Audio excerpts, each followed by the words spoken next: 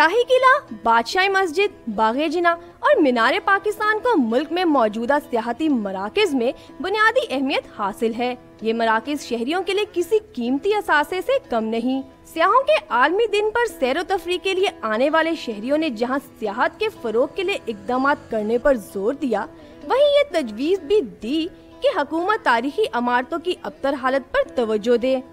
بڑی مایوسی ہوئی، اس کی وجہ یہ ہے کہ قلعے کی جو رونق تھی وہ ختم ہو گئی ہے، جگہ جگہ سے اجڑا ہوا ہے، کوئی اس کی دیکھ بھال نہیں ہو رہی۔ ضروری نہیں کہ ہم شاپنگ کرنے چلے جائیں، وہاں چلے جائیں، تو ایسی جگہ پہ ہے کہ ہمیں پتہ ہو کہ ہمارے جو بڑے ہیں وہ ہمارے لیے کتنی اچھی قیمتی ورثے چھوڑ کے گئے۔ ان مقامات پر موجود ٹورسٹ گائیڈز کا کہنا ہے کہ گزرتے وقت اور حالات میں بہتری کے ساتھ ملک میں سیاحت کا شعبہ بھی ترقی کر رہا ہے، جس کا ثبوت یہاں غیر ملکی سیاحوں کی آمد ہے۔